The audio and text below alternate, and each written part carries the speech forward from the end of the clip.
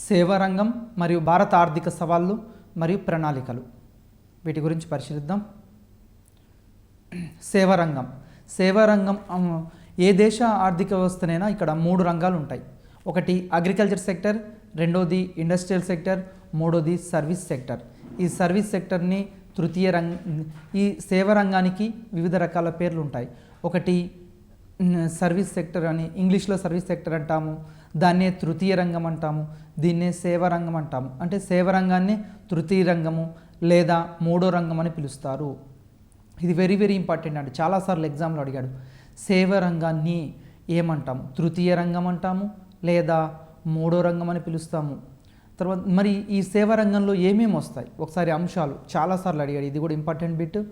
ఒకటి బ్యాంకులు, రెండోది అంతర్జాతీయ వర్తకము, రవాణా, కమ్యూనికేషన్లు, హోటళ్ళు, అదేవిధంగా లాయర్లు, డాక్టర్లు, ఉపాధ్యాయులు మొదలైన సేవలన్నీ కూడా తృతీయ రంగంలోకి వస్తాయి, అంటే సేవా రంగంలోకి వస్తాయి.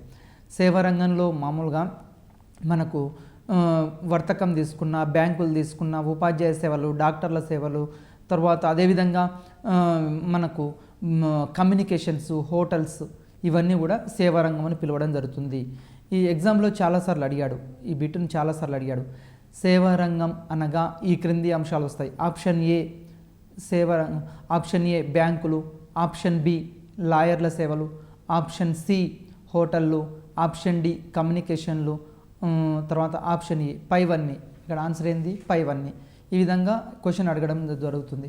నెక్స్ట్ అదేవిధంగా ప్రాధాన్యత ఏంది? మరి సేవా రంగం యొక్క ప్రాధాన్యత ఏంటంటే తృతీయ రంగం ప్రాథమిక, ద్వితీయ రంగాలకు తన సేవలను అందించడం ద్వారా ఈ తృతీయ రంగం ఏం చేస్తుందంటే ప్రాథమిక రంగం అంటే అగ్రికల్చర్ సెక్టర్కి, తర్వాత ఇండస్ట్రియల్ సెక్టర్కి తన సేవలను అందిస్తుంది. ఈ సర్వీస్ సెక్టర్ ఆ రంగాల అభివృద్ధికి తోడ్పడుతుంది.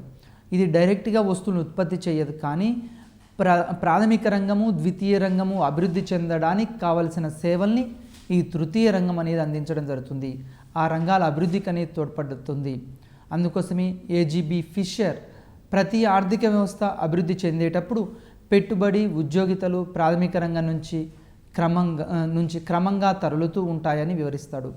ఇక్కడ ఫిషర్ అనే ఆర్థికవేత్త ఏం చెప్పిందంటే ఒక దేశం అభివృద్ధి చెందేటప్పుడు ప్రాథమిక దశలో, మొదటి దశలో పెట్టుబడులను ఎక్కడ ఉంటాయంటే అగ్రికల్చర్ సెక్టర్ మీదనే ఆధారపడుతుంది. ఏ దేశమైనా కావచ్చు, ప్రపంచంలో ఈరోజు ఏ దేశమైనా సరే, అభివృద్ధి చెందిన అమెరికా, బ్రిటన్, ఫ్రాన్స్ ఏ దేశాన్ని పరిశీలించినా కానీ మొట్టమొదట అగ్రికల్చర్ సెక్టరే డెవలప్ అవుతుంది. ఆ తర్వాత industrial sector, service sector develop అవుతుంది. ఈ ఫిషర్ కూడా ఏం చెప్తుందంటే అగ్రికల్చర్ సెక్టర్ నుంచి ఇండస్ట్రియల్ సెక్టర్, సర్వీస్ సెక్టర్కి ఈ విధంగా పెట్టుబడులు పోవడాన్ని ఇక్కడ పోతుంటాయి, క్రమంగా పోవడం జరుగుతుంది. అంటే స్టార్టింగ్లో అగ్రికల్చర్ సెక్టర్, తర్వాత ఇండస్ట్రియల్ సెక్టర్ డెవలప్ అయ్యి చివరికి అభివృద్ధి చెందిన తర్వాత సర్వీస్ సెక్టర్ ప్రాధాన్యత అనేది ఎక్కువగా ఉంటుంది. ఆర్థిక వ్యవస్థలో సేవా రంగం ప్రాముఖ్యాన్ని ఒకసారి పరిశీలిద్దాం. జాతీయ ఆదాయంలో సేవా రంగం యొక్క వాటా. జాతీయ ఆదాయంలో సేవా రంగం యొక్క వాటా స్వతంత్రం నుంచి పరిశీలిస్తే ఇప్పటి వరకు క్రమేపీ పెరుగుతూ వస్తుంది. మరి ఇది దేనికి సూచికగా భావించవచ్చు? అభివృద్ధి సూచికగా భావించవచ్చు. ఒక దేశం అభివృద్ధి చెందుతున్న దేశంగా పరిగణించాలంటే వ్యవసాయ రంగం యొక్క వాటా తగ్గి పారిశ్రామిక సేవా రంగాల యొక్క వాటా పెరిగితే ఆ దేశం అభివృద్ధి సూచికగా పరిగణించవచ్చు. మన భారతదేశాన్ని కూడా పరిశీలిస్తే 1950-51లో స్థూల దేశీయోత్పత్తిలో అంటే జీడిపిలో సేవా రంగం యొక్క వాటా 28%. 1950-51 సంవత్సరాన్ని కనుక మనం పరిశీలిస్తే అప్పుడు జీడిపిలో మన వ్యవసాయ రంగం యొక్క సేవా రంగం యొక్క వాటా ఎంత ఉందంటే 28% ఉంది. 2013-14 ఆర్థిక సంవత్సరాన్ని పరిశీలిస్తే సేవా రంగం యొక్క వాటా ఎంత ఉంది అంటే 59.9%, నియర్లీ 60% చేరుకోవడం జరిగింది. అంటే మనము స్టార్టింగ్లో స్వతంత్రం వచ్చినప్పుడు 28% ఉన్న సర్వీస్ సెక్టర్ వాటా జీడిపిలో ఈరోజు జీడిపిలో ఎంత శాతం పెరిగింది అంటే 60%కు పెరగడం జరిగింది. అంటే 59.9%, 60%. మరి దేనికి సూచికగా భావించవచ్చు? అభివృద్ధికి సూచికగా భావించవచ్చు. నెక్స్ట్ ఉద్యోగిత. సేవా రంగం అభివృద్ధి చెందుతూ ఉంటే సేవా రంగంలోని శ్రామికుల సంఖ్య పెరుగుతుంది. సేవా రంగం ఉద్యోగ అవకాశాలను సృష్టిస్తుంది. ఈరోజు సర్వీస్ సెక్టర్ కనుక డెవలప్ అయితే అనేక వేల మందికి ఇది ఉపాధి అవకాశాలు కల్పిస్తుంది. ఈరోజు భారతదేశంలో తీసుకుంటే అగ్రికల్చర్ సెక్టర్ నుండి శ్రామికులంతా ఏ సెక్టర్ తరలి వస్తున్నారు? సర్వీస్ సెక్టర్కి తరలి రావడం జరుగుతుంది. ఇది మంచి పరిణామమే భారతదేశంలో. ఎందుకంటే అగ్రికల్చర్ సెక్టర్లో ఏమున్నాయంటే అగ్రికల్చర్ సెక్టర్లో ప్రచ్ఛన్న నిరుద్యోగిత అనేది ఎక్కువగా ఉంది. అగ్రికల్చర్ సెక్టర్లో ప్రచ్ఛన్న నిరుద్యోగిత ఉంది. ప్రచ్ఛన్న నిరుద్యోగిత అంటే అక్కడ ఉత్పత్తి అనేది ఉపాంత ఉత్పత్తి అనేది శూన్యం. మరి అక్కడ నుంచి వాళ్ళు సేవా రంగానికి రావడం ద్వారా ఇక్కడ సేవారంగం అనేది ఉద్యోగ అవకాశాలు ఇవన్నీ కల్పించడం జరుగుతుంది.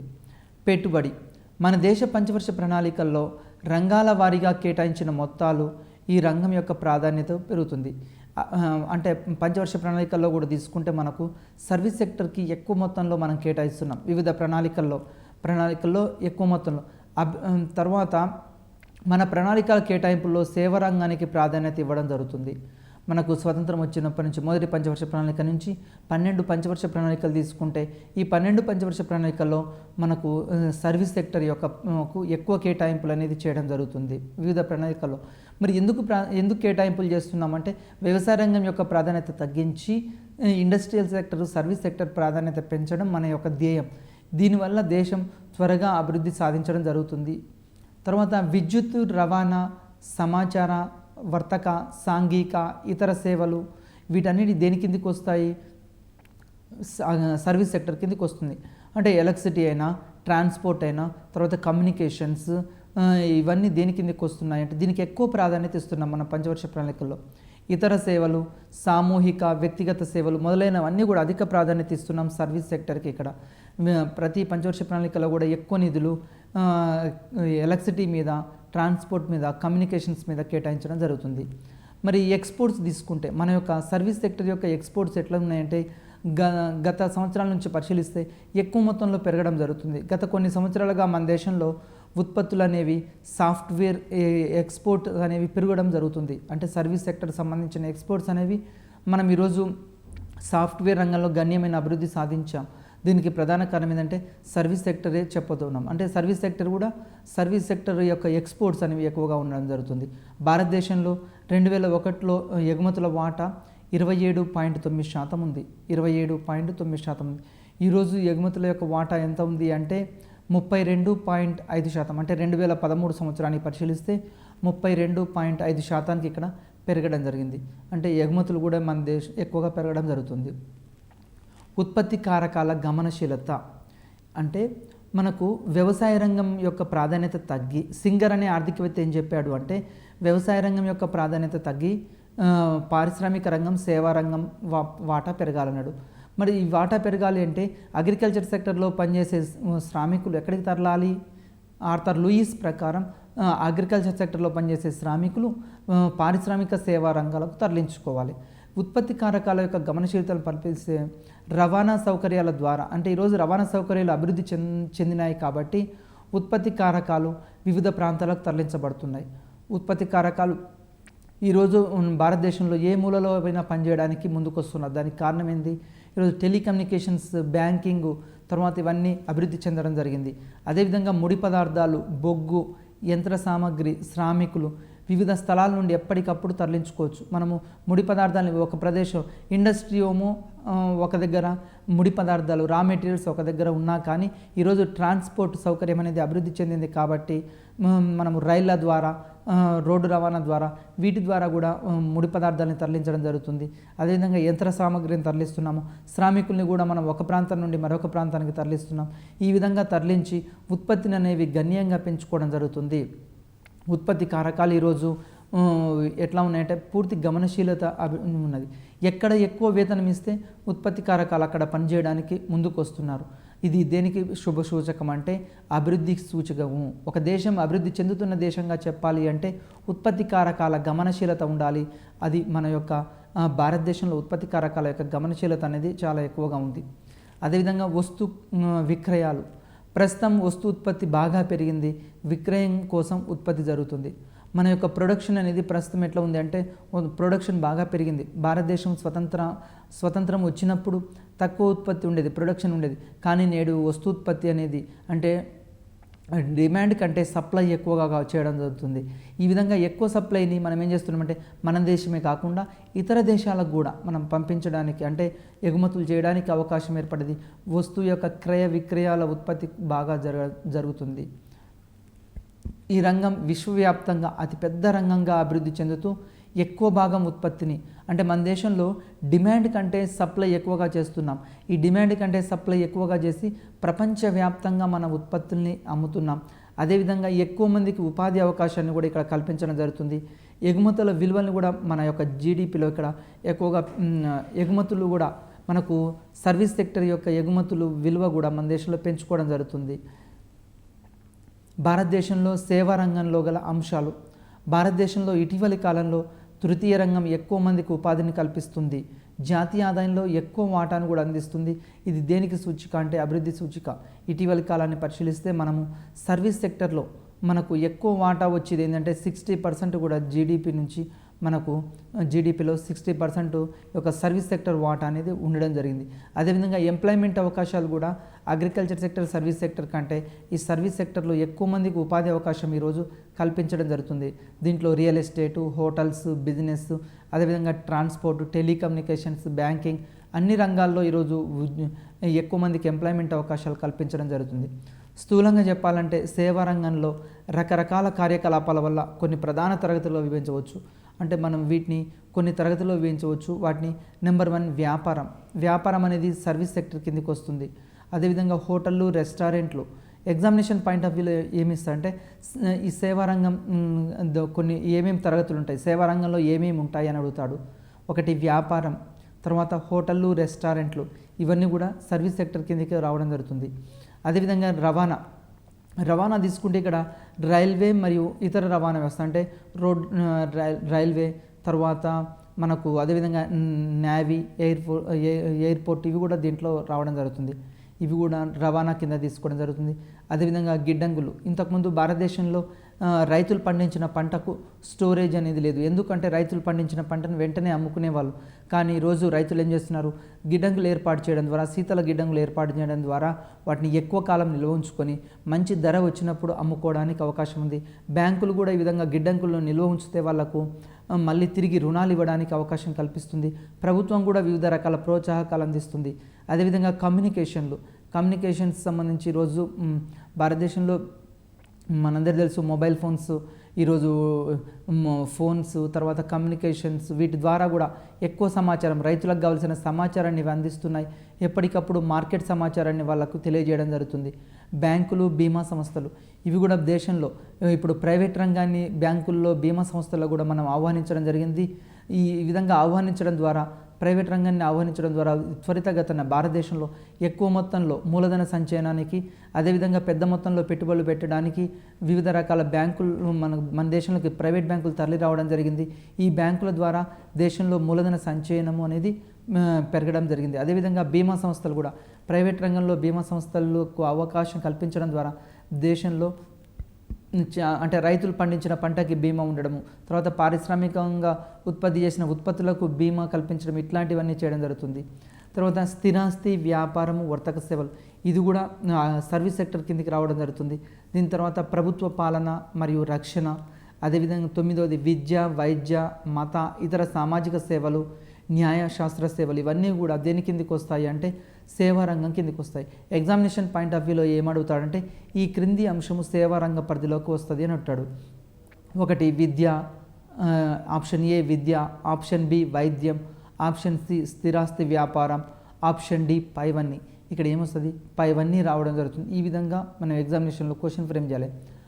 తర్వాత భారతదేశ ఆర్థిక వ్యవస్థ సమస్యలు. మన భారత ఆర్థిక వ్యవస్థ కొన్ని సమస్యలు ఎదుర్కొంటుంది. ఈ ఎదుర్కొనే సమస్యలు ముఖ్యంగా భారత ఆర్థిక వ్యవస్థ ఎదుర్కొనే సమస్యలు ఏంటంటే అన్ఎంప్లాయ్మెంట్ అంటే ఏంది, ఒక శ్రామికుడు అమల్లో ఉన్న వేతనాలపై పనిచేయడానికి సిద్ధంగా ఉన్నప్పటికీ పని దొరకని స్థితిని నిరుద్యోగం అంటాం. అంటే ఒక శ్రామికుడు పనిచేయడానికి సిద్ధంగా ఉన్నాడు, పని చేయాలనే కోరిక ఉంది, పని చేయడానికి సిద్ధంగా ఉన్నాడు, కానీ పని దొరకట్లేదు. ఇట్లాంటి స్థితిని ఏమంటామంటే నిరుద్యోగం అంటాం. ఇట్లాంటి స్థితిని ఏమంటాం, నిరుద్యోగం అంటాం. ఒక శ్రామికుడు అమల్లో ఉన్న వేతనం వద్ద పని చేయడానికి సిద్ధంగా ఉన్నా కానీ పని దొరకకుంటే దాన్ని నిరుద్యోగం అంటాం, అన్ఎంప్లాయ్మెంట్ అంటాం. భారతదేశం లాంటి అభివృద్ధి చెందుతున్న దేశాల్లో నిరుద్యోగం వ్యవస్థాగతమైంది. ఈ నిరుద్యోగం ఎట్లయిందంటే ఈరోజు వ్యవస్థాగతమైంది. ఈ అన్ఎంప్లాయ్మెంట్ అనేది బాహ్య మరియు దీర్ఘకాలిక నిరుద్యోగిత ఉంది. ఒక సంవత్సర కాలంలో అధిక శాతం ఒక వ్యక్తిని పని లభ్యం కాకుండా ఉండడం. ఇక్కడ బాహ్య నిరుద్యోగిత లేదా దీర్ఘకాలిక నిరుద్యోగిత అంటే ఏంటంటే ఒక సంవత్సర కాలంలో ఎక్కువ శాతం ఒక వ్యక్తికి పని దొరకలేదనుకోండి, దాన్ని బాహ్య నిరుద్యోగిత అని చెప్పడం. భారతదేశ ఆర్థిక వ్యవస్థలో నిరుద్యోగితలో ఇది బాహ్య నిరుద్యోగిత అనేది కనిపించడం జరుగుతుంది. అదేవిధంగా పరిమాణాత్మక నిరుద్యోగిత, ఒక దేశ ఆర్థిక వ్యవస్థ తక్కువ అభివృద్ధి రేటు, వెనుకబాటుతనం, తర్వాత చాలినంత ఉత్పాదక శక్తి లేకపోవడం వల్ల ఒక వ్యక్తి పని చేయడానికి సిద్ధంగా ఉన్నప్పటికీ పని లభ్యం కాకపోవడాన్ని పరిమాణాత్మక నిరుద్యోగం అంటాం. పరిమాణాత్మక నిరుద్యోగం అంటే ఏంటంటే ఒక దేశం తక్కువ అభివృద్ధి రేటు, గ్రోత్ రేట్ ఏమో తక్కువ ఉంటుంది, గ్రోత్ రేట్ తక్కువ ఉండి తర్వాత డెవలప్మెంట్ లేకుండా ఉండి ఉత్పత్తి కూడా ఆ దేశంలో ప్రొడక్షన్ కూడా తక్కువగా ఉంటే, ఎక్కడైతే ప్రొడక్షన్ తక్కువగా ఉండి ఏ దేశంలో అయితే వేతనాలు తక్కువగా ఉండి ఏ దేశంలో అయితే ఉత్పత్తి తక్కువగా ఉంటుందో ఆటోమేటిక్గా పని చేయడానికి సిద్ధంగా ఉన్నప్పటికీ కూడా ఎంప్లాయ్మెంట్ అవకాశాలను లభించవు. దీన్ని పరిమాణాత్మక నిరుద్యోగిత అని చెప్తాం. తర్వాత ప్రచ్ఛన్న నిరుద్యోగిత, ఇది వెరీ వెరీ ఇంపార్టెంట్ అండి, చాలాసార్లు ఎగ్జామ్లో అడగడం జరిగింది. ప్రచ్ఛన్న నిరుద్యోగిత, ఏ వ్యక్తి యొక్క ఉత్పాదకత శూన్యంగా ఉంటుందో ఆ పరిస్థితిని ప్రచ్ఛన్న నిరుద్యోగిత అంటాం. ప్రచ్ఛన్న నిరుద్యోగిత అంటే ఏంటంటే ఏ వ్యక్తి యొక్క ఉత్పాదకత శూన్యంగా ఉంటుందో దాన్ని ప్రచ్ఛన్న నిరుద్యోగిత అంటాం. అంటే ఫర్ ఎగ్జాంపుల్ ఒక శ్రామికుడిని నియమించాం, 10 బస్తాలు పండించాడు. రెండో శ్రామికుడిని నియమించాం, 12 బస్తాల ధాన్యం పండించాడు. మూడో శ్రామికుడిని నియమించాం, 12 బస్తాల ధాన్యం పండించాం. ఇక్కడ చూడండి, ఫస్ట్ శ్రామికుడిని నియమించినప్పుడు 10 బస్తాల ధాన్యం పండించిండు, ఓకే. రెండో శ్రామికుడిని నియమించినప్పుడు 12 బస్తాల ధాన్యం పండించిండు, అంటే అక్కడ 2 బస్తాలు పెరిగింది, దాన్ని ఉత్పాదకత అంటాం. ఇక్కడ రెండో శ్రామికునికి ఉత్పాదకత ఎంత? 2. మూడో శ్రామికుని నియమించిండు, మళ్ళీ 12 బస్తాలే ధాన్యం ఉత్పత్తి అయింది. ఇక్కడ 12 - 12 ఎంత? 0. అంటే ఇక్కడ మూడో శ్రామికుని యొక్క ఉత్పాదకత ఎంత అంటే 0. ఈ విధంగా ఉత్పాదకత ఇక్కడ సున్నాగా ఉంది కాబట్టి, శూన్యంగా ఉంది కాబట్టి దీన్ని ప్రచ్ఛన్న నిరుద్యోగి అంటాం. ఈ మూడో శ్రామికుడిని ఇక్కడ ఏమంటాం? ప్రచ్ఛన్న నిరుద్యోగి. ఎందుకు? ఉత్పాదకత శూన్యంగా ఉంది, జీరోగా ఉంది, అవసరానికి మించి పనిచేయడాన్ని ప్రచ్ఛన్న నిరుద్యోగిత అంటాం. ఏ రంగంలో అయినా సరే అవసరానికి మించి పనిచేస్తే దాన్ని ప్రచ్ఛన్న నిరుద్యోగిత అంటాం. భారతదేశ ఆర్థిక వ్యవస్థ యొక్క వ్యవసాయ రంగం యొక్క ప్రధాన లక్షణం ఏంటంటే ప్రచ్ఛన్న నిరుద్యోగిత ఉంది. భారతదేశ ఆర్థిక వ్యవస్థలో వ్యవసాయ రంగంలో అవసరానికి మించి పనిచేస్తున్నారు. ఎగ్జామినేషన్ పాయింట్ ఆఫ్ వ్యూలో ఎట్లా క్వశ్చన్ అడుగుతాడు అంటే అగ్రికల్చర్ సెక్టర్లో ఉన్న నిరుద్యోగిత ఏది అంటాడు? ప్రచ్ఛన్న నిరుద్యోగిత. భారత వ్యవసాయ రంగంలో ఉన్న నిరుద్యోగిత ఏంది? ప్రచ్ఛన్న నిరుద్యోగిత. అంటే అవసరానికి మించి పనిచేయడం. ఒక కుటుంబంలో 5 వ్యక్తులు ఉంటే 5 వ్యక్తులు వ్యవసాయంపై ఆధారపడతారు. 5వ వ్యక్తిని అక్కడి నుంచి తరలించి పారిశ్రామిక రంగాన్ని తరలించామనుకోండి, ఉత్పత్తి అంతకుముందు 50 బస్తాలు పండిస్తున్నారు. ఇప్పుడు 5వ వ్యక్తిని తీసేసి 4 పనిచేసినా కానీ 50 బస్తాలే ఉంటుంది. 4వ వ్యక్తిని అక్కడి నుంచి తొలగించి సర్వీస్ సెక్టర్కి పంపించాం, అయినా కానీ ఉత్పత్తి 50 బస్తాలే ఉంది. అంటే అక్కడ మిగిలిందంతా 3. అంటే ఈ ఇద్దరిని అంటే 4వ వ్యక్తిని 5వ వ్యక్తిని ఇతర రంగాలకు తరలించినా కానీ అక్కడ ఉత్పత్తిలో ఏం మార్పు రావట్లేదు. మరి వీళ్ళిద్దరు 4, 5 శ్రామికుల యొక్క వేతనం ఇక్కడ ఏమన్నా ఉత్పత్తి ఉందా? లేదు, శూన్యంగా ఉంది. వీళ్ళని ప్రచ్ఛన్న నిరుద్యోగులు అంటాం. ప్రచ్ఛన్న నిరుద్యోగిత గురించి ఆర్థర్ లూయిస్ వివరించాడు. వెరీ వెరీ ఇంపార్టెంట్ అండి, చాలాసార్లు అడుగుతాడు. ఆర్థర్ లూయిస్ ఏం చెప్తాడు అంటే శ్రామిక సప్లైని ప్రాథమిక రంగం నుండి ద్వితీయ తృతీయ రంగాలకు తరలిస్తే ఆటోమేటిక్గా ఏమవుతుంది అంటే ఉత్పత్తి పెరుగుతుంది అంటాడు. వీళ్ళని తొలగించినా కానీ ప్రాథమిక రంగంలో ఉన్న శ్రామికులను తొలగించినా కానీ ఇక్కడ ఏమవుతుంది, ఉత్పత్తిలో మార్పు రాదంటాడు. ఆర్థర్ లూయిస్ ప్రచ్ఛన్న నిరుద్యోగిత గురించి ఇతడు వివరిస్తాడు. ఇది చాలా ఇంపార్టెంట్. నెక్స్ట్ ఘర్షణాత్మక నిరుద్యోగిత. ఘర్షణాత్మక నిరుద్యోగిత అంటే కార్మికులు ఒక ఉద్యోగం నుండి మరొక ఉద్యోగానికి మారడం వల్ల ఏర్పడే నిరుద్యోగితను ఘర్షణాత్మక నిరుద్యోగిత అంటాం. ఫర్ ఎగ్జాంపుల్ ఒక కార్మికుడు ఉండండి, అంతకుముందు అతడు ఒక కంపెనీలో పనిచేస్తున్నాడు, ఎక్స్ అనే కంపెనీలో పనిచేస్తున్నాడు, 10,000 రూపాయల శాలరీ వచ్చింది. అయితే అతడు ఏం చేశాడంటే తన యొక్క శాలరీ సరిపోకపోయేసరికి వేరే కంపెనీకి మారాడు. ఆ ఎక్స్ అనే వ్యక్తి బి అనే కంపెనీకి మారాడు అనుకోండి.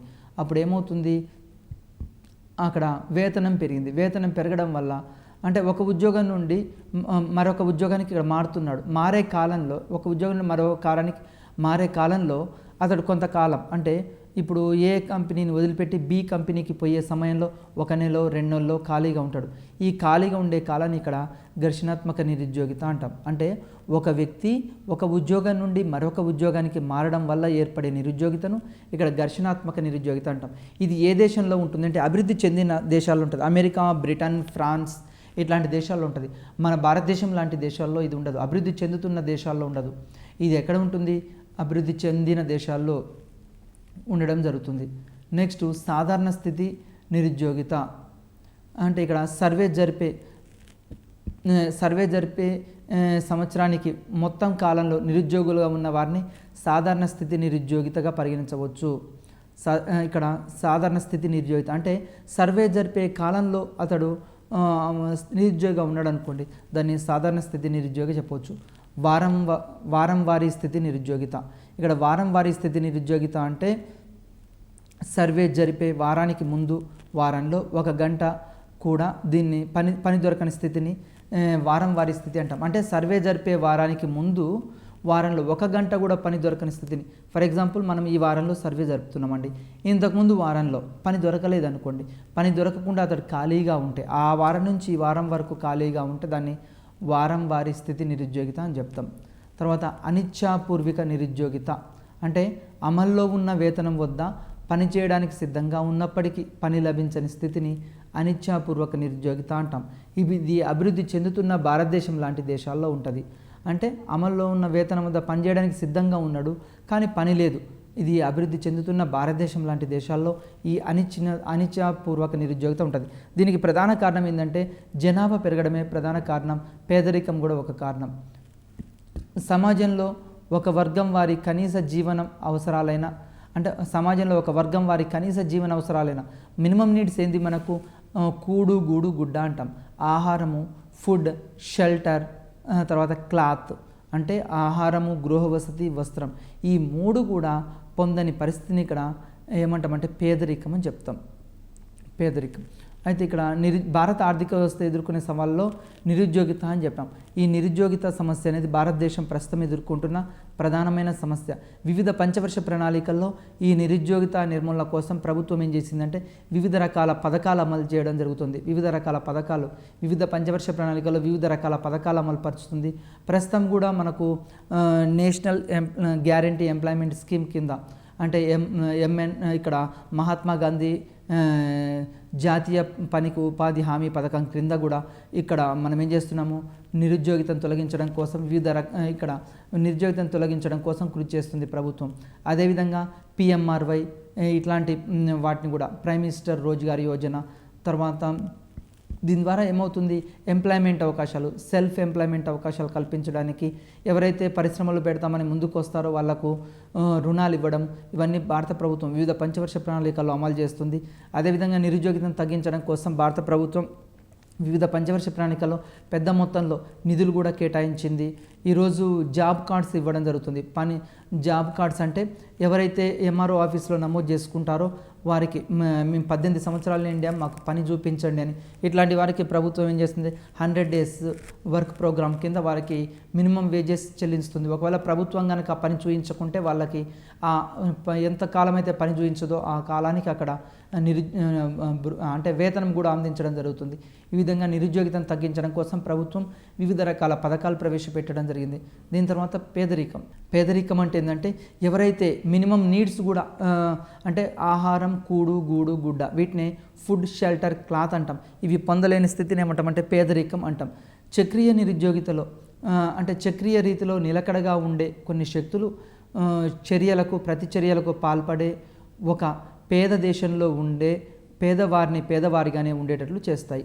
ఈ చక్రీయ రీతిలో అంటే ఒక దేశం, దీన్నే రగ్నార్ నర్క్స్ ఏం చెప్తాడు అంటే భారతదేశం లాంటి అభివృద్ధి చెందుతున్న దేశాలు పేదరికపు విషవలయాల్లో చిక్కుకున్నాయి. ఈ పేదరికపు విషవలయాల్లో చిక్కుకొని ఆ దేశాలు అభివృద్ధి చెందకుండా ఉంటున్నాయి. దీనికి కారణం ఏంది అని రగ్నార్ నర్క్స్ ఏం చెప్పాడంటే పేదరికమే కారణం అంటాడు. పేదరికానికి కారణం. ఒక దేశం ఎందుకు పేద దేశంగా ఉందంటే అది పేద దేశం కాబట్టే పేదరికానికి కారణమవుతుంది. ఈ విధంగా అంటే చక్రీయ రీతిలో అదే సైకిల్లో తిరుగుతూ ఉంటుంది.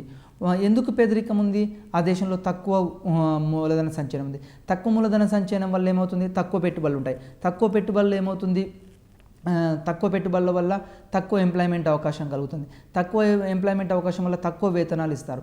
తక్కువ వేతనాల వల్ల తక్కువ కొనుగోలు శక్తి ఉంటుంది. తక్కువ కొనుగోలు శక్తి వల్ల తక్కువ డిమాండ్ ఉంటుంది. తక్కువ డిమాండ్ వల్ల తక్కువ సప్లై అవుతుంది. తక్కువ సప్లై వల్ల తక్కువ వినియోగం అవుతుంది. తక్కువ వినియోగం వల్ల తక్కువ పొదుపు అవుతుంది. తక్కువ పొదుపు వల్ల తక్కువ మూలధన సంచయం అవుతుంది. ఇది తక్కువ మూలధన సంచయం వల్ల పేదరికానికి కారణం. ఈ విధంగా విషస్ సర్కిల్లో చిక్కుకొని ఆ దేశం పేద దేశంగా ఉండడం జరుగుతుంది. పేదరికంలో తర్వాత రకాలు, మరి పేదరికం యొక్క రకాలు కూడా ఒకసారి పరిశీలిద్దాం. పేదరికాన్ని రెండు రకాలుగా చెప్తాం. ఒకటి సాపేక్ష పేదరికం అని, రెండవది నిరపేక్ష పేదరికం అని చెప్తాం. ఒకటి సాపేక్ష పేదరికం, రెండవది నిరపేక్ష పేదరికం. ఈ మధ్యకాలంలో యుఎన్ఓ వాళ్ళు, ఐక్యరాజ్య సమితి వాళ్ళు ఏమన్నారంటే అభివృద్ధి వ్యవస్థ మానవ పేదరికం అనే నూతన భావాన్ని ప్రవేశపెట్టారు. వీళ్ళు మానవ పేదరికం అనేది ఒక నూతన భావాన్ని ఇక్కడ ప్రవేశపెట్టడం జరిగింది. ఫస్ట్ సాపేక్ష పేదరికం అంటే ఏందో చూద్దాం. ఇది రిలేటివ్ పావర్టీ అంటాం. ఇది అసమానతలకు సంబంధించిన భావన. అంటే అసమానతలు ఇక్కడ ఎట్లా అంటే పోలుస్తాం. ఒక వ్యక్తితోటి మరి ఒక వ్యక్తిని పోల్చి చూడడాన్ని సాపేక్ష పేదరికం అంటాం. ఫర్ ఎగ్జాంపుల్, సమాజంలో అత్యధిక ఆదాయాన్ని పొందే 5% ప్రజలు లేదా 10% ప్రజలు, సమాజంలో ఎక్కువ ఆదాయం ఉన్న 5-10% టాప్లో ఉన్న వాళ్ళని తీసుకొని 5-10% వాళ్ళని తీసుకొని వాళ్ళ యొక్క జీవన ప్రమాణానికి, సమాజంలో లో స్టేజ్లో ఉన్న 5-10% యొక్క ప్రజల్ని తీసుకొని వీళ్ళ యొక్క జీవన ప్రమాణం, వారి యొక్క జీవన ప్రమాణము, ధనికుల యొక్క జీవన ప్రమాణము, పేదవారి యొక్క జీవన ప్రమాణాన్ని తీసుకొని పోల్చి చెప్పడాన్ని ఇక్కడ సాపేక్ష పేదరికం అని చెప్తాం. ఈ విధంగా పోల్చి చెప్పడాన్ని ఏమంటాం? సాపేక్ష పేదరికం అంటాము. ఈ సాపేక్ష పేదరికం అనేది అభివృద్ధి చెందిన అమెరికా, బ్రిటన్, ఫ్రాన్స్ దేశాల్లో ఉంటుంది, కానీ మన దేశం లాంటి భారతదేశం లాంటి దేశాల్లో ఉండదు. మరి మన దేశంలో ఏముంటుంది అంటే నిరపేక్ష పేదరికము, అబ్జల్యూట్ పావర్టీ అంటాం. ఏమంటాం? Absolute poverty. ఒక వ్యక్తి కనీస అవసరాలైన ఆహారం, గృహవసతి, వస్త్రం పొందలేని స్థితిని ఇక్కడ నిరపేక్ష పేదరికం అంటాం. నిరపేక్ష పేదరికం అంటే ఏంటంటే ఒక వ్యక్తి మినిమం నీడ్స్ కూడా పొందలేడు, కనీస అవసరాలు కూడా పొందలేడు. ఈ కనీస అవసరాలు పొందలేని స్థితిని నిరపేక్ష పేదరికం అంటాం. భారతదేశం లాంటి అభివృద్ధి చెందుతున్న దేశాల్లో ఇక్కడ నిరపేక్ష పేదరికం అనేది ఉంటుంది.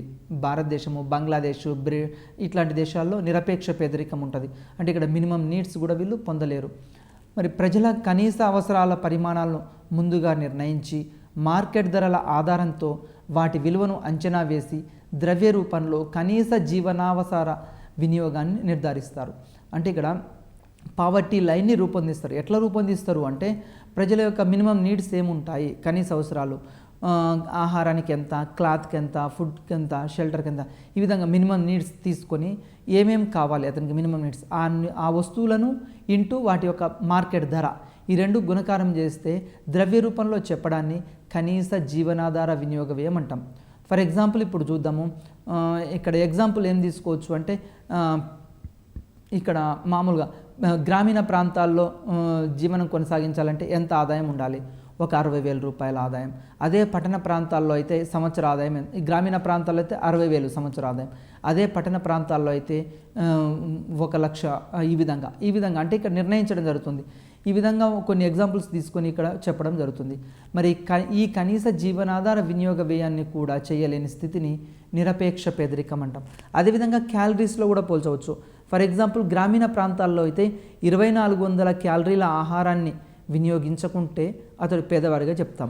అదే పట్టణ ప్రాంతాల్లో అయితే 2,100 క్యాలరీల ఆహారాన్ని కనుక వినియోగించకుంటే అది పేదవాడిగా చెప్తాం. ఈ విధంగా కనీస వ్యయం కూడా వెచ్చించలేని పరిస్థితిలో ఉండే ప్రజలను పేదరికపు రేఖకు క్రింద ఉండే ప్రజలుగా నిర్ధారిస్తారు.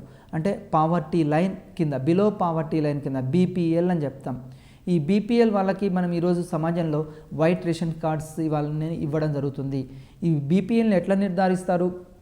గ్రామీణ ప్రాంతాల్లో అయితే 2,400 క్యాలరీలు, పట్టణ ప్రాంతాల్లో అయితే 2,100 క్యాలరీలు ఎవరైతే పొందలేరో వారిని బిలో పావర్టీ లైన్ కింద ఉన్నవారుగా పరిగణించడం జరుగుతుంది.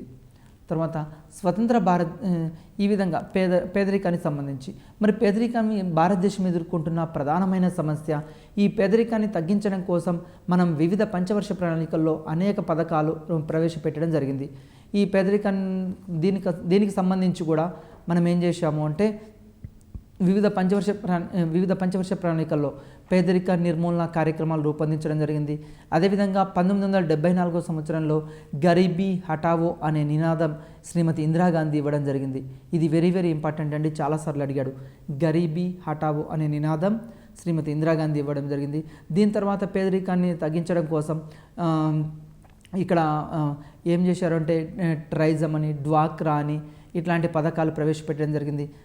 అంటే ఇక్కడ అంటే స్వయం ఉపాధి పథకాలు మహిళలకు సంబంధించి, శిశువుల అభివృద్ధికి సంబంధించి మనకు డ్వాక్రా పథకము, స్త్రీ శిశు సంక్షేమ అభివృద్ధి కోసం ఈ విధంగా. అందుకోసమే ఈరోజు గ్రామీణ ప్రాంతాల్లో ఏం చేస్తున్నారు, సమభావన సంఘాలు ఉన్నాయి. వీటి ద్వారా, డ్వాక్రా సంఘాల ద్వారా వాళ్ళకి కావలసిన వాళ్ళ కాళ్ళ మీద వాళ్ళు నిలబడేటట్లు వాళ్ళు కొంత పొదుపు చేస్తే ప్రభుత్వం కొంత సహాయం చేసి వాళ్ళు స్వయంగా కొన్ని పరిశ్రమలు స్థాపించుకోవడానికి, అంటే చిన్న చిన్న ఇండస్ట్రీస్ ఏర్పాటు చేసుకోవడానికి అవకాశం కల్పించడం జరుగుతుంది. ఈ విధంగా భారతదేశంలో పేదరికం తగ్గించడం కోసం వివిధ పంచవర్ష ప్రణాళికల్లో వివిధ రకాల పథకాలు ప్రవేశపెట్టడం జరిగింది. మనందరికీ తెలుసు. ఇక్కడ ఈ పేదరికాన్ని తగ్గించడం కోసం మనం ఏం చేస్తున్నాము, డ్వాక్రా ఇట్లాంటి మహిళలకు సంబంధించినవి రుణాలు ఇవ్వడము, అదేవిధంగా ఇక్కడ మనకు కనీస ఆహార భద్రతా పథకాలు ఇవ్వడము, కనీస ఆహార భద్రం, మనకు రేషన్ కార్డ్స్ సప్లై చేయడము, అదేవిధంగా గ్యాస్ సబ్సిడీ ఇవ్వడము, నెక్స్ట్ అదేవిధంగా వృద్ధాప్య పెన్షన్స్, ఇవన్నీ సామాజిక భద్రత కోసం ఇక్కడ వృద్ధాప్య పెన్షన్స్, వికలాంగుల పెన్షన్స్, ఇవన్నీ కూడా పేదరిక నిర్మూలన కార్యక్రమాల్లో భాగంగా వివిధ రకాల పథకాలు మనం అమలు చేయడం జరుగుతుంది. వీటి తర్వాత మరి ఒక ఇంపార్టెంట్ ఏంటి అంటే మనకి ఇక్కడ స్వతంత్ర భారతదేశంలో అభివృద్ధి మరియు ప్రణాళికల్ని ఇక్కడ తీసుకోవడం జరుగుతుంది. ఏ ప్రణాళికల్లో అంటే భారతదేశంలో పంచవర్ష ప్రణాళికలను తీసుకోవడం. ఎందుకు ఈ పంచవర్ష ప్రణాళికల్ని ఏర్పాటు చేయడం జరిగింది అంటే స్వతంత్రం వచ్చిన తర్వాత భారతదేశంలో నెహ్రూ గారి ఆలోచన, అప్పుడు నెహ్రూ గారు మొట్టమొదటి ప్రధానమంత్రి జవహర్లాల్ నెహ్రూ ప్రపంచవ్యాప్తంగా వివిధ దేశాలని అధ్యయనం చేయడం జరిగింది. ఈ వివిధ దేశాల్లో 1929లో వచ్చిన ఆర్థిక మాంద్యం పరిశీలిస్తే ప్రపంచవ్యాప్తంగా ఆర్థిక మాంద్యం వచ్చింది, కానీ ఒక్క రష్యా దేశానికి మాత్రం ఆర్థిక మాంద్యం రాలేదు. దానికి గల ప్రధాన కారణం ఏంటి అంటే అక్కడ అమలు చేసిన పంచవర్ష ప్రణాళికలు. ఈ పంచవర్ష ప్రణాళికల్ని మన దేశంలో కూడా అమలు చేయాలని నెహ్రూ గారు ఆలోచించడం జరిగింది. నెహ్రూ గారి ఆలోచనల మేరకు పంచవర్ష ప్రణాళికలను రష్యా నుంచి భారతదేశం ఇక్కడ గ్రహించడం జరిగింది. స్వతంత్రానంతరం ఇక్కడ ప్రణాళికలను మన దేశంలో ప్రణాళిక సంఘాన్ని ఏర్పాటు చేయడం జరిగింది. ప్రణాళిక సంఘాన్ని రష్యా వాళ్ళ యొక్క దేశం యొక్క వనరులకు అనుగుణంగా వాళ్ళు పంచవర్ష ప్రణాళికలు ఏర్పాటు చేసుకొని అతి తక్కువ కాలంలో ఎక్కువ అభివృద్ధి సాధించడం జరిగింది. అంటే దేశ పరిస్థితులను విశ్లేషించి వాటి నివేదికను తయారు చేయడం జరిగింది. దేశ ఆర్థికాభివృద్ధికి సంబంధించిన వనరులు, మూలధనం సమీకరించడం. ఈ పంచవర్ష ప్రణాళికలను ఎందుకు ఏర్పాటు చేస్తారంటే దేశంలో పరిస్థితులు ఏ విధంగా ఉన్నాయి అంటే మామూలుగా మూలధన సంచయనం తక్కువ ఉంది, పొదుపు సంచయనం తక్కువగా ఉంది, దేశంలో పెట్టుబడులు తక్కువగా ఉన్నాయి, నిరుద్యోగిత ఎక్కువగా ఉంది, తర్వాత అక్షరాస్యత తక్కువగా ఉంది.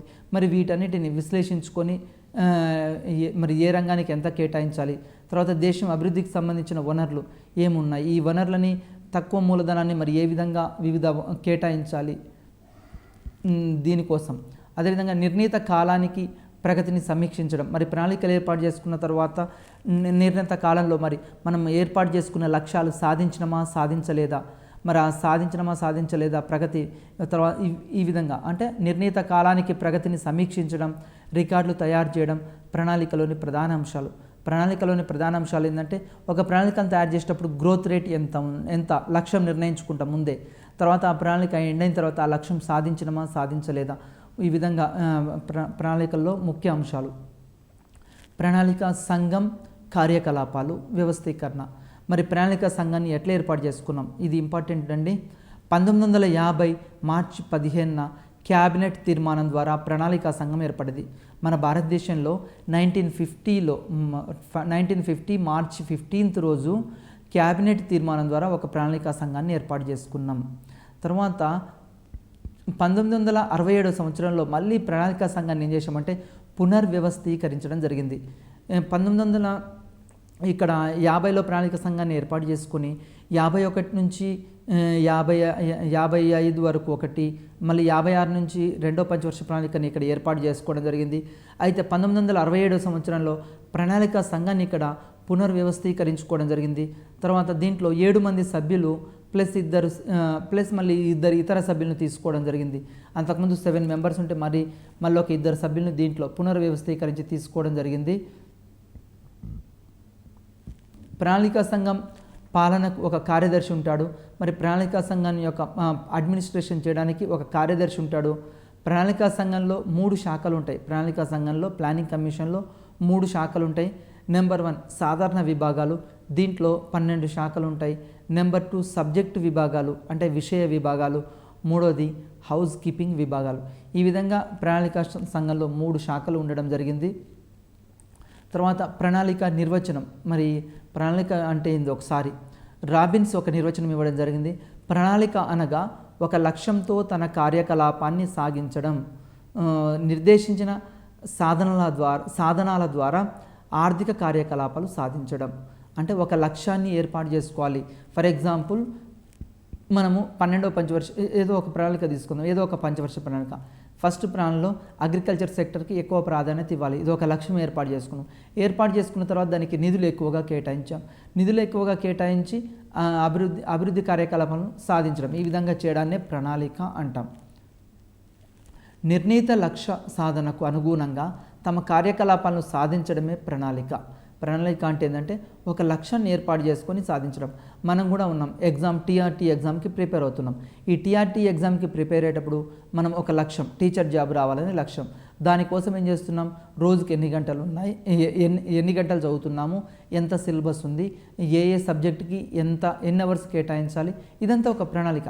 ఈ ప్రణాళిక లేకుంటే ఆ లక్ష్యాన్ని సాధించలేం. అంటే ప్రణాళికకు ఫస్ట్ లక్ష్యాలు ఏర్పాటు చేసుకోవాలి, దానికోసం సాధన చేయాలి. కొన్ని నిర్దిష్టమైన లక్ష్యాలను ఏర్పాటు చేసుకొని వాటిని అమలు చేయాలి. అమలు చేసినప్పుడు మాత్రమే ఆ లక్ష్యాలు చేరుకోగలుగుతాం. ప్రణాళికా సంఘం విధులు. మరి ప్రణాళికా సంఘం యొక్క విధులు: 1 దేశంలో లభ్యమయ్యే వనరులు అనగా ప్రకృతి సిద్ధంగా లభించే వనరులు, మానవ వనరులు, మూలధనాలతో దేశ అవసరాలకు కావలసిన వస్తు సేవలను ఉత్పత్తి చేయడానికి ప్రణాళికలను తయారు చేయడం. ఇక్కడ ప్రణాళికలను ఎట్లా అంటే దేశంలో ఏమేమి వనరులు ఉన్నాయి, ప్రకృతి సిద్ధంగా ఏమేమి వనరులు ఉన్నాయి, మరి ఈ వనరులతోటి మనం మౌలిక సదుపాయాలను ఏ విధంగా కల్పించాలి, దేశంలో విద్య మీద ఎంత కేటాయించాలి, వైద్యం మీద ఎంత కేటాయించాలి, రోడ్స్, టెలికమ్యూనికేషన్స్ ఏ విధంగా చేయాలి, తర్వాత తక్కువ మూలధనంతో ప్రజల యొక్క అవసరాలు ఏమున్నాయి, ఏ వస్తువును ఉత్పత్తి చేయాలి, ఈ విధంగా మొత్తం ప్రణాళికలు తయారు చేసుకోవాలి. ఇది రెండోది ప్రాథమిక రంగము, ద్వితీయ రంగము, తృతీయ రంగం. మొత్తం ఆర్థిక వ్యవస్థకు కావలసిన వనరులను కేటాయిస్తూ వాటి అభివృద్ధికి ప్రణాళికలను ఇక్కడ రూపొందించడం. అంటే అగ్రికల్చర్ సెక్టర్కి ఎంత, ఇండస్ట్రియల్ సెక్టర్కి ఎంత, సర్వీస్ సెక్టర్కి ఎంత ఈ వనరులను ఎట్లా కేటాయించాలి, వాటికి సంబంధించిన ఒక ప్రణాళికను రూపొందించుకోవాలి. ఈ విధంగా చేయాలి. నెక్స్ట్ సమగ్ర దృష్టితో ప్రణాళికలను తయారు చేయాలి. తర్వాత ఆ అమలుకు ఆదేశించాలి. అంటే ప్రణాళికలను తయారు చేసుకోవడమే కాదు, ఆ తయారు చేసిన ప్రణాళికల్ని తిరిగి వాటిని అమలు చేసే విధంగా ఉండాలి. తర్వాత ఆ పంచవర్ష ప్రణాళిక కావాల్సిన బడ్జెట్లో నిధులను కేటాయించాలి, తర్వాత ఆమోదింపజేయాలి. నిధులను కేటాయిస్తూ ఆమోదింపజేయాలి. ఇవన్నీ ప్రణాళికా సంఘం చూసుకోవాలి. తర్వాత లభ్యమయ్యే వనరులతో పూర్వ నిర్ధారిత లక్ష్యాలను సాధించడానికి బుద్ధిపూర్వకంగా నిర్దేశించిన ప్రక్రియే ఆర్థిక ప్రణాళిక. ఆర్థిక ప్రణాళిక అంటే ఏంటంటే దేశంలో వనరులు ఏమేమి ఉన్నాయి, ఈ వనరులతోటి మనం ఏ లక్ష్యాలు ఏర్పాటు చేసుకుంటున్నాం, ఆ లక్ష్యాలు సాధించడానికి మరి ఏమేమి చేస్తున్నాం, ఈ విధంగా రూపొందించుకునే ప్లాన్ని ఇక్కడ ఆర్థిక ప్రణాళిక అంటాం. వస్తు, మూలధన, మానవ వనరులను మరింత సమర్థవంతంగా వినియోగించుకోవడానికి ఒక ప్రణాళిక రూపొందించడానికి అనువుగా ఆయా వనరులకు సంబంధించి దేశ వనరులతో అవసరాలకు అంచనా వేయడమే ప్రణాళిక లక్ష్యం. ప్రణాళిక యొక్క లక్ష్యం ఏంటంటే దేశంలో ఉన్న వస్తువులు ఏమేమి ఉన్నాయి, ఏమేమి వస్తువులు ప్రజలకు అవసరం ఉన్నాయి, మరి ఏ వస్తువులను ఉత్పత్తి చేయాలి, మూలధన వస్తువులు ఎన్ని ఉత్పత్తి చేయాలి, వినియోగ వస్తువులు ఎన్ని ఉత్పత్తి చేయాలి, తర్వాత మానవ వనరులు ఏమున్నాయి, తర్వాత దేశంలో ఏమేమి మూలధనం ఎంత ఉంది, క్యాపిటల్ ఎంత ఉంది, ఈ విధంగా ఒక ప్రణాళికను రూపొందించుకోవాలి. అంటే ఆదాయ మార్గాలు ఏమున్నాయి, తర్వాత మరి ఎంత కేటాయించాలి, వ్యయం ఏ విధంగా చేయాలి, మరి ఖర్చుకు కావాల్సిన ఏమైనా ఆదాయం కంటే వ్యయం ఎక్కువైతే ఈ లోటును ఎట్లా పూడ్చుకోవాలి, కోశ విధానం ద్వారా పూడ్చుకోవాలా, లేకుంటే విదేశాల నుంచి అప్పులు తీసుకురావాలా, లేకుంటే ప్రజల నుంచి స్వదేశీ రుణం తీసుకోవాలా, ఈ విధంగా అనువైన వనరులకు సంబంధించిన మొత్తం ఇక్కడ అంచనా వేయడాన్ని ఇక్కడ ప్రణాళిక అంటాం. ఈ ప్రణాళికల గురించి ఒకసారి పరిశీలిద్దాం. మొదటి పంచవర్ష ప్రణాళిక కాలం 1951 నుంచి 56. అయితే ఈ మొదటి పంచవర్ష ప్రణాళిక యొక్క లక్ష్యాలు ఏంటంటే రెండవ ప్రపంచ యుద్ధం తర్వాత దేశ విభజన వల్ల దెబ్బతిన్న ఆర్థిక వ్యవస్థను సరిదిద్దడం. అంటే ఇక్కడ సెకండ్ వరల్డ్ వార్ జరిగింది, రెండవ ప్రపంచ యుద్ధం జరిగింది. ఈ రెండవ ప్రపంచ యుద్ధం తర్వాత భారత ఆర్థిక వ్యవస్థ అనేది చిన్నాభిన్నం కావడం జరిగింది. చిన్నాభిన్నమైంది. తర్వాత దేశ విభజన, ఇండియా విడిపోవడం జరిగింది పాకిస్తాన్ నుంచి. అప్పుడు అగ్రికల్చర్ సెక్టర్లో ఉత్పత్తి తక్కువగా ఉంది, ఇండస్ట్రియల్ సెక్టర్లో తక్కువగా ఉంది. అదేవిధంగా దేశంలో నిరుద్యోగిత ఉంది, నిరక్షరాస్యత ఉంది. ఈ విధంగా పేదరికం అనేది ఉండడం జరిగింది. ఈ దెబ్బతిన్న ఆర్థిక వ్యవస్థను ఒక సరి అయిన గాడిలో ప్రవేశపెట్టడమే దీని యొక్క మొదటి ప్రణాళిక యొక్క ఉద్దేశం. తర్వాత శరణార్థుల వల్ల ఉత్పన్నమయ్యే సమస్యలు ఎదుర్కోవడం. దేశ విభజన జరిగింది కాబట్టి పాకిస్తాన్ నుండి మన దేశానికి వివిధ రకాల శరణార్థులు మన దేశానికి తరలి వస్తున్నారు. అదేవిధంగా ఈ వచ్చే శరణార్థులకి మరి కావలసిన సదుపాయాలు ఏర్పాటు చేయడము, వాళ్ళకి స్కూల్స్ ఏర్పాటు చేయడము, ఆరోగ్య సదుపాయాలు ఏర్పాటు చేయడము, హాస్పిటల్స్ ఏర్పాటు చేయడం, మరి పెరుగుతున్న ఆ జనాభాకు అనుగుణమైన మౌలిక సదుపాయాలు ఏర్పాటు చేయడం, ఇవన్నీ కూడా ఒక సమస్య. మరియు వ్యవసాయ నీటిపారుదల సదుపాయాన్ని విస్తరింపజేయడం. మన దేశంలో అగ్రికల్చర్ సెక్టర్ను అప్పుడు బ్రిటిష్ వాళ్ళు పరిపాలించారు కాబట్టి 1947 వరకు మరి వాళ్ళు భారత ఆర్థిక వ్యవస్థను చిన్నాభిన్నం చేశారు. అగ్రికల్చర్ సెక్టర్ అనేది ప్రాముఖ్యత ఇవ్వలేదు వాళ్ళు. మరి తిరిగి వచ్చిన తర్వాత మొదటి ప్రణాళికలో అగ్రికల్చర్ సెక్టర్కి ప్రాధాన్యత ఇవ్వడం, తర్వాత నీటి వనరులను ఏ విధంగా విస్తరింపచేయాలి ప్రణాళికలు రచించుకోవడం. ఇది కూడా మరి మొదటి ప్రణాళికలో ప్రాధాన్యత ఇవ్వబడిన రంగం ఏది, ఇది వెరీ వెరీ ఇంపార్టెంట్ అండి. చాలాసార్లు ఎగ్జామ్లో అడగడం జరిగింది. మొదటి పంచవర్ష ప్రణాళికలో అత్యధికంగా దేనికి ప్రాధాన్యత ఇచ్చారంటే వ్యవసాయ రంగానికి ప్రాధాన్యత ఇచ్చారు. దేనికి ప్రాధాన్యత ఇచ్చారు? అగ్రికల్చర్ సెక్టర్కి ప్రాధాన్యత ఇచ్చారు. ఇది చాలాసార్లు ఎగ్జామ్లో అడగడం జరిగింది. మొదటి పంచవర్ష ప్రణాళిక యొక్క దేనికి ప్రాధాన్యత ఇచ్చారు ప్రధానంగా అంటే అగ్రికల్చర్ సెక్టర్కి. పెట్టుబడి, మరి మొదటి పంచవర్ష ప్రణాళిక యొక్క పెట్టుబడి ఎంత అంటే మొదట వేసిన పెట్టుబడి అంచనా 2069 కోట్లు అని అంచనా వేశారు. కానీ వాస్తవంగా 2060 కోట్లని అంచనా వేసుకుని ప్రణాళిక రూపొందించారు. కానీ ప్రణాళిక అయిపోయే వరకు వాస్తవంగా ఎంత ఖర్చు అయింది అంటే వాస్తవ పెట్టుబడి 1960 కోట్లయింది. ఇది వెరీ వెరీ ఇంపార్టెంట్ అండి. ఇంపార్టెంట్ బిట్ కూడా ఇక్కడ. అంచనా వేసిన పెట్టుబడి ఏమో 2069 కోట్లు, కానీ వాస్తవంగా పెట్టింది ఎంత? 1960 కోట్లు. అంటే అంచనా వేసిన దానికంటే వ్యయం తక్కువ అయిన ప్రణాళిక ఏ ప్రణాళిక? మొదటి పంచవర్ష ప్రణాళిక. ఇది ఇంపార్టెంట్ బిట్. అంచనా వేసింది ఎక్కువ ఉంది, ఖర్చు పెట్టింది తక్కువ ఉంది. వివిధ రంగాలకు కేటాయింపులు, మరి ఏ రంగానికి ఎంతెంత కేటాయించారు మొదటి ప్రణాళికలో? వ్యవసాయము నీటిపారుదలకు 600 కోట్లు కేటాయించారండి, 31% కేటాయించారు. మొదటి పంచవర్ష ప్రణాళికలో అత్యధికంగా కేటాయించింది కూడా వ్యవసాయ రంగానికే. తర్వాత రవాణా సమాచారానికి రెండోది 520 కోట్లు కేటాయించారు, 27%. ఫస్ట్ అగ్రికల్చర్ సెక్టర్కి, నెక్స్ట్ రవాణాకండి 27%. తర్వాత సామాజిక సేవలకి 460 కోట్లు, 22%, 22%. తర్వాత పరిశ్రమలు, చిన్న పరిశ్రమలు, ఖనిజాలకు 120 కోట్లు, 6%. ఎంత కేటాయించారంటే 6% కేటాయించడం జరిగింది. దీని తర్వాత మొదటి పంచవర్ష ప్రణాళిక ఏమైందంటే అనుకున్న లక్ష్యానికంటే ఎక్కువ అభివృద్ధి సాధించడం జరిగింది.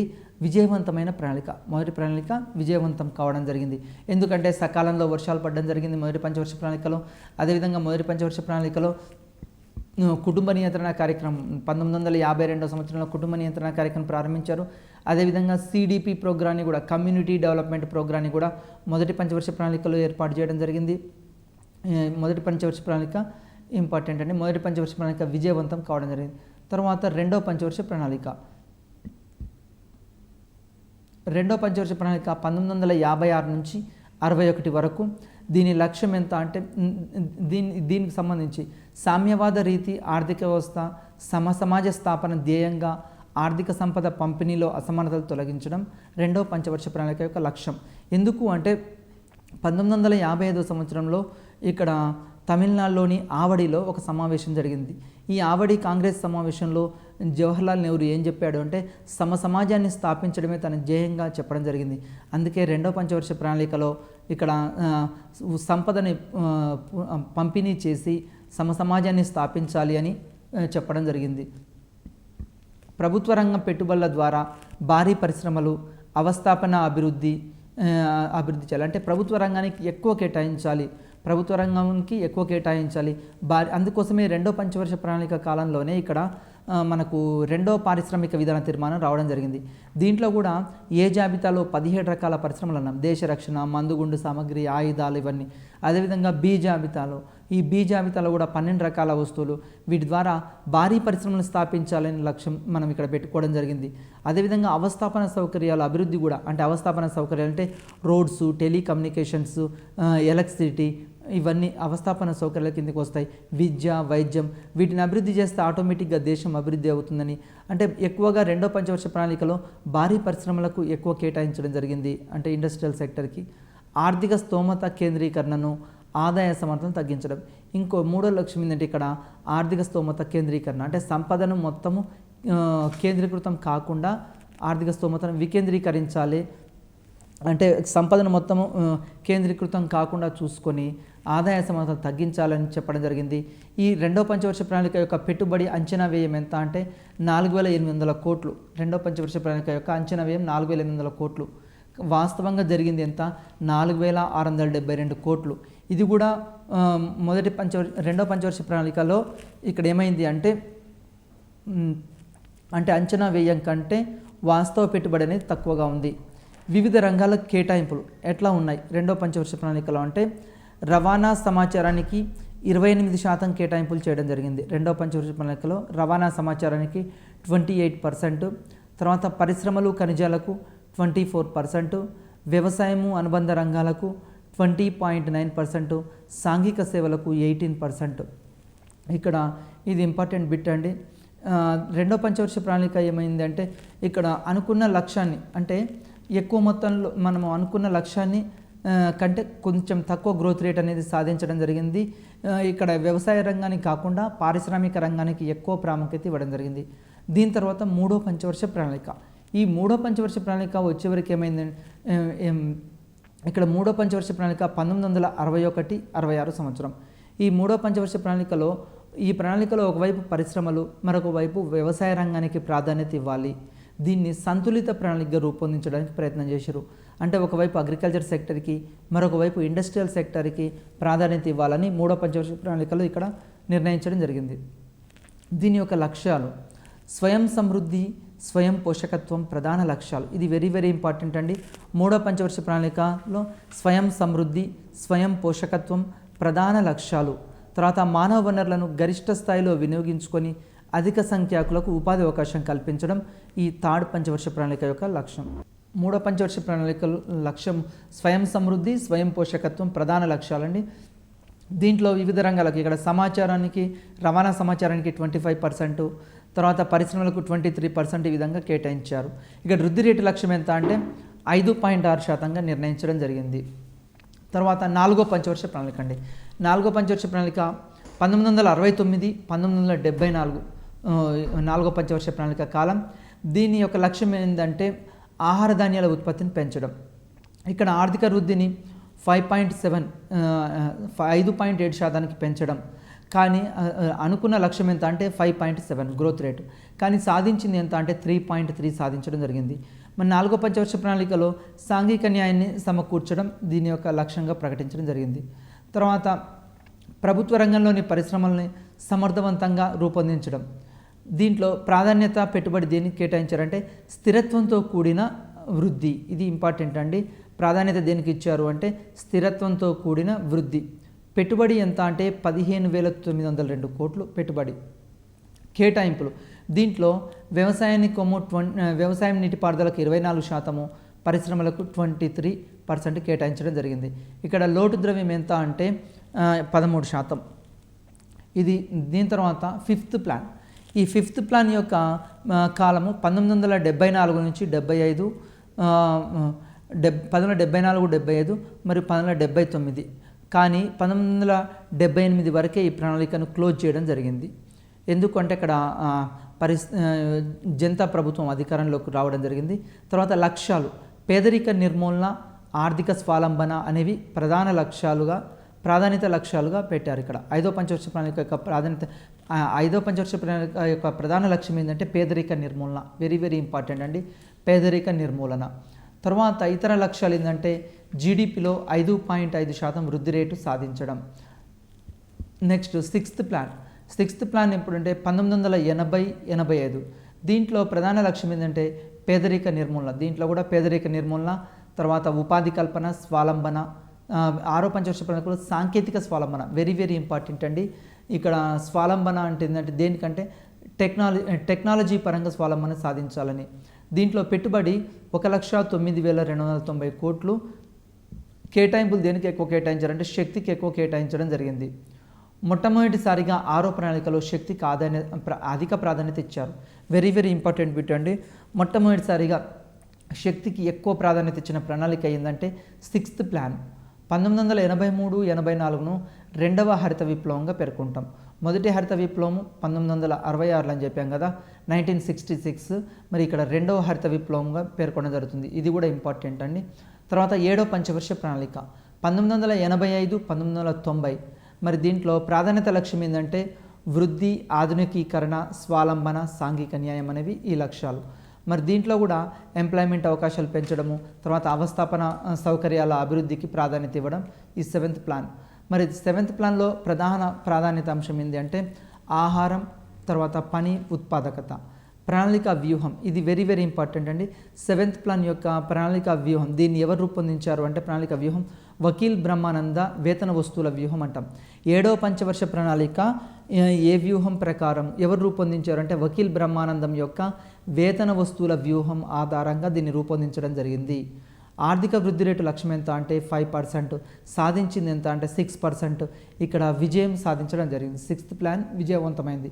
తర్వాత ప్రాధాన్యత లక్ష్యాలు మానవ వనరుల అభివృద్ధి. తర్వాత ఇక్కడ దేశంలో ఈ ప్రణాళిక నుండే సూచనాత్మక ప్రణాళిక అమలు కావడం జరిగింది. వెరీ వెరీ ఇంపార్టెంట్ అండి.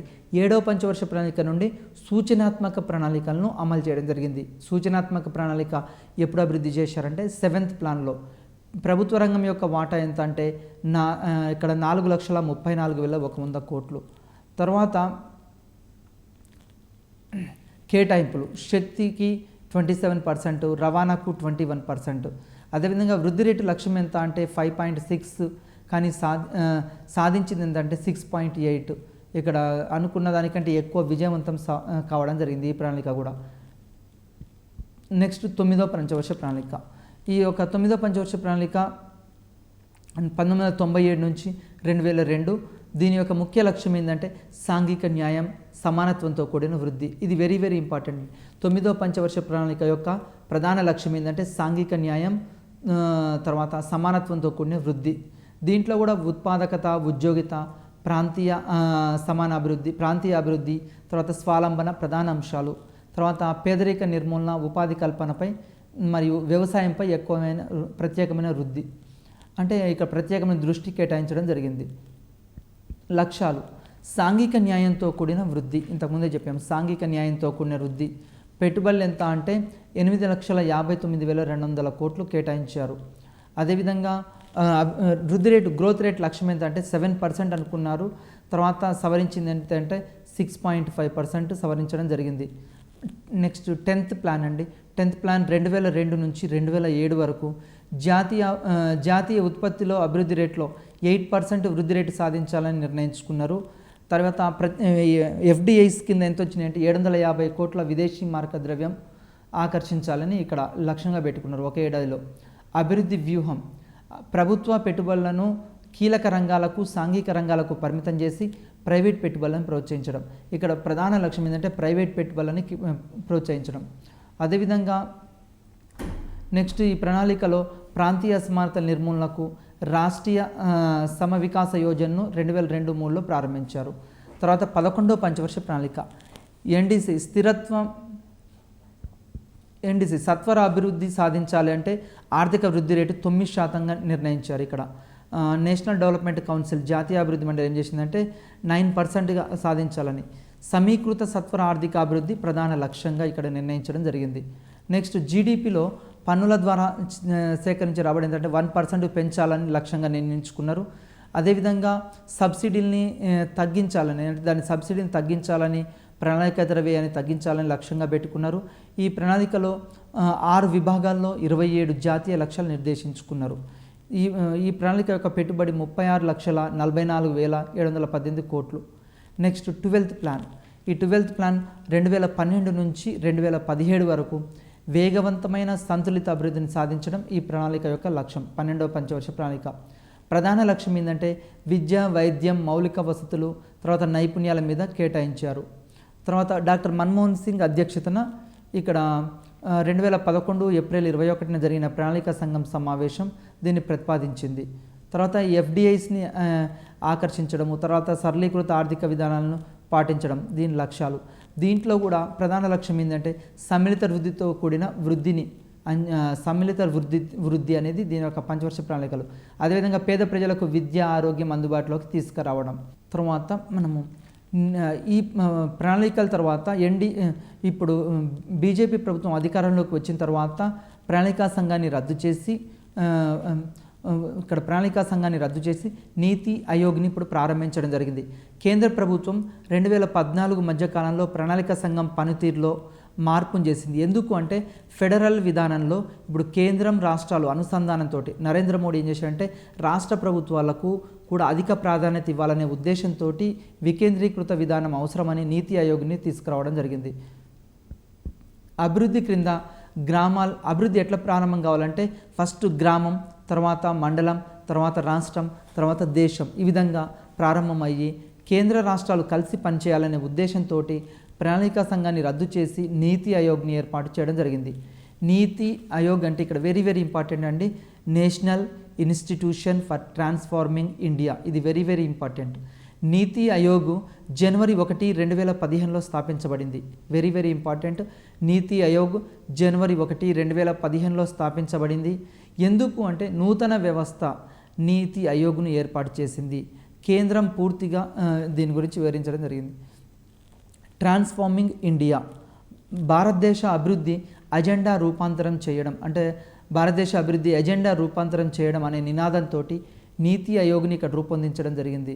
నెక్స్ట్ గత కాలంలో రాజకీయంగా, ఆర్థిక పరంగా, సామాజికంగా, సాంకేతికంగా, జనాభా పరంగా కూడా ప్రణాళిక ద్వారా సాధించిన ప్రగతికి భిన్నంగా అభివృద్ధి సాధించాలనేదే నీతి ఆయోగ్ యొక్క లక్ష్యం. నీతి ఆయోగ్ ఏంటంటే ఆ ప్రణాళిక యుగం కంటే దీంట్లో ఎక్కువ అభివృద్ధి సాధించాలి. లక్ష్యాలు ఏంటంటే జాతీయ అభివృద్ధిలో రాష్ట్రాలన్నింటికీ సమాన భాగస్వామ్యం కల్పించడం. ఈ నీతి ఆయోగ్ యొక్క ప్రధాన లక్ష్యం ఏంటంటే రాష్ట్రాలకు ఎక్కువ ప్రాధాన్యత కల్పించి సహకార ఫెడరల్ వ్యవస్థను ఏర్పాటు చేయడం దీని యొక్క లక్ష్యం. అదేవిధంగా ఆంతరంగిక, బాహ్య వనరులపై పరిజ్ఞానం కలిగి ఉండి బాధ్యతాయుతమైన పాలనను అందించడం, అంటే అభివృద్ధిలో అందరికీ అవకాశం కల్పించడం, ప్రజలను భాగస్వాములు చేయడం, తర్వాత అవినీతి అనేది లేకుండా చూడడము, తర్వాత ప్రజలకు జవాబుదారీతనం వహించడం. రాజకీయ నాయకులైనా సరే ప్రజలకు జవాబుదారీ వహించాలి. రాజకీయ నాయకులైనా, ప్రభుత్వ ఉద్యోగులైనా అవినీతి, లంచగొండితనం వీటిని దూరం చేయడం. తర్వాత అమలు విధానంలో సహకార దృష్టితో ఒక వేదికగా నిలబడి అభివృద్ధిని వివరించడం. వివిధ శాఖల్ని కలుపుకుంటూ పోయి కేంద్ర రాష్ట్ర ప్రభుత్వాల లక్ష్యాలను సాధించడానికి కృషి చేయడం. మరి నీతి ఆయోగ్ యొక్క విధులు అభివృద్ధి వ్యూహాలను, కార్యక్రమాలను రూపొందించడంలో కేంద్ర రాష్ట్ర ప్రభుత్వాలకు అవసరమైన సలహాలు, సూచనలు అందించడం. ఈ నీతి ఆయోగ్ ఏం చేస్తుందంటే కేంద్ర రాష్ట్ర ప్రభుత్వాలకు అవసరమైన సలహాలని, సూచనలు చేస్తూ ఉంటుంది. తర్వాత బలహీనమైన రాష్ట్రాలతో బలమైన దేశం అనే నినాదానికి అనుగుణంగా రాష్ట్రాల అభివృద్ధికి అవసరమైన వ్యూహాత్మక సాంకేతిక సహకారం అందించడం. ప్రధానంగా చాలా రాష్ట్ర ప్రభుత్వాలు ఏం చేస్తున్నాయి అంటే ప్రతిపక్షం అధికారంలో ఉంటే ఆ రాష్ట్ర ప్రభుత్వాలని తక్కువ నిధులు కేటాయిస్తున్నారనే ఆరోపణలకు కాకుండా అన్ని రాష్ట్రాలకు సమాన ప్రాధాన్యత ఇస్తూ అన్ని రాష్ట్రాల యొక్క అభిప్రాయాలు తీసుకుంటూ ఎక్కువ నిధులు కేటాయించడమే దీని యొక్క లక్ష్యం. తర్వాత జాతీయ అభివృద్ధి ప్రాధాన్యత గల నిర్ణయాల్లో రాష్ట్రాలకు తగిన ప్రాధాన్యత ఇవ్వడం.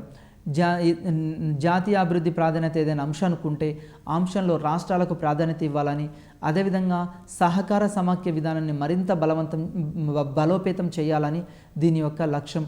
అదేవిధంగా రాష్ట్ర ప్రభుత్వాన్ని కలుపుకుంటూ పోతూ ఉండాలి. ఆర్థిక పురోగతి నుంచి తగినంత లబ్ధి పొందకపోయినా సామాజిక వర్గాలపై ప్రత్యేక దృష్టి సారించాలి. అంటే నీతి ఆయోగ్ యొక్క ప్రధాన ఉద్దేశం ఏంటంటే దేశంలో సహకార వ్యవస్థని తర్వాత సాంఘికంగా సామాజికంగా రాష్ట్ర ప్రభుత్వాన్ని కలుపుకుంటూ పోవడం, తర్వాత అభివృద్ధి ఎజెండాను అమలు చేయడంలో ఎదురయ్యే సమస్యల్ని పరిష్కరించడం, ఒక వేదికగా ఏమైనా సమస్యలు ఎదురైతే వాటిని పరిష్కరించే వేదికగా నీతి ఆయోగ్ని ఇక్కడ కేటాయిస్తున్నారు. రాష్ట్రానికి మధ్య వివాదాలున్నా, రాష్ట్రానికి కేంద్రానికి మధ్య వివాదాలున్నా, లేకుంటే అభివృద్ధిలో ఏమైనా సవాళ్ళు ఎదురైనా వాటిని పరిష్కరించుకోవడం కోసం ఈ నీతి ఆయోగ్ను ఒక పరిష్కార వేదికగా ఇక్కడ ఏర్పాటు చేయడం జరిగింది. అవసరమైన సాంకేతిక పరిజ్ఞానము, ఆధునికీకరణ, తర్వాత సామర్థ్యం పెంపుపై దృష్టి సారించాలని, అంటే టెక్నాలజీ, దేశంలో టెక్నాలజీ అవసరము, తర్వాత మోడర్నైజేషన్ అవసరము, ఎంతెంత అవసరం అనేది, అంటే ఏ రంగానికి ఎంత కావాలి, ఇలాంటివన్నీ కలుపుకుంటూ పోవడం. మరి నీతి ఆయోగ్ యొక్క నిర్మాణం, నీతి ఆయోగ్కి యొక్క అధ్యక్షుడు వెరీ వెరీ ఇంపార్టెంట్ అండి. నీతి ఆయోగ్ అధ్యక్షుడు ప్రధానమంత్రి, అక్కడ ప్రణాళికా సంఘం యొక్క అధ్యక్షుడుగా ప్రధాని, తర్వాత ఉపాధ్యక్షుడు ప్రధానమంత్రి చేత నియమించబడే వ్యక్తి ఇక్కడ ఒక ఉపాధ్యక్షుడిగా ఉంటాడు, ప్రధాని నియమిస్తాడు. మరి ఇతని యొక్క పదవీ కాలం, ఈ పదవీ కాలం ఎంత అంటే 5 సంవత్సరాలు. పాలక మండలిలో మరి ఎట్లుంటారు, అన్ని రాష్ట్రాల ముఖ్యమంత్రులు పాలక మండలిలో ఉంటారు, గవర్నర్లు ఉంటారు, కేంద్రపాలిత ప్రాంతాల లెఫ్టినెంట్ గవర్నర్లతో కూడిన పాలక మండలి ఉంటుంది దీంట్లో. మరి ప్రాంతీయ మండళ్ళు కొన్ని రాష్ట్రాలు లేదా ఒక ప్రాంతం నిర్దిష్ట అంశాలకు అన్ని ప్రాంతాలకు సమాన ప్రాధాన్యత ఇవ్వడం, అంటే ప్రాంతీయ మండళ్లకు తర్వాత రాష్ట్రాలకు ఒక నిర్దిష్ట ప్రాంతానికి ఇవన్నీ కలుపుకోవడం. అదేవిధంగా రాష్ట్రాల ముఖ్యమంత్రులకు, గవర్నర్లకు అందరికీ తగిన ప్రాధాన్యత ఇవ్వడం. కేంద్ర రాష్ట్రాల తర్వాత కేంద్రపాలిత ప్రాంతాల లెఫ్టినెంట్ గవర్నర్లు కూడా ఇందులో సభ్యులు. నీతి ఆయోగ్ అధ్యక్షుడు కానీ ఆయన నియమించబడే వ్యక్తి కానీ ఈ మండలిలో అధ్యక్షులుగా ఈ మండలకు అధ్యక్షులుగా వివరిస్తారు. ఎవరైతే నీతి ఆయోగ్ అధ్యక్షుడు ఉంటాడో అతడే ఇక్కడ వ్యవహరించడం జరుగుతుంది. ప్రత్యేక ఆహ్వానితులు, వివిధ రంగాలకు చెందిన నిపుణుల్ని ప్రత్యేక ఆహ్వానితులుగా తీసుకుంటారు. మరి వీళ్ళని ఎవరు నామినేట్ చేస్తారంటే ప్రధానమంత్రి నామినేట్ చేస్తాడు. అటు ఆర్థిక రంగం నుంచైనా, సామాజిక రంగం నుంచైనా, సేవా రంగం నుంచైనా నిపుణులను ఇక్కడ ఆహ్వానించడం జరుగుతుంది. మనం ఇంతవరకు దీంట్లో ఏం చూడడం జరిగిందంటే భారత ఆర్థిక వ్యవస్థ యొక్క సవాళ్ళను చూడడం జరిగింది. ఆ తర్వాత ప్రణాళికల గురించి కూడా పరిశీలించడం జరిగింది. వీటన్నిటిని కనుక మనం చూస్తే మనం అత్యధిక మార్కులు సాధించడానికి అవకాశం ఉంది. వీటిని ఒకసారి అంటే ప్రణాళికల్ని, నీతి ఆయోగ్ని ఒకసారి పరిశీలించండి. అత్యధిక మార్కులు మనం సాధించుకోవడానికి ప్రయత్నం చేయండి. నమస్తే.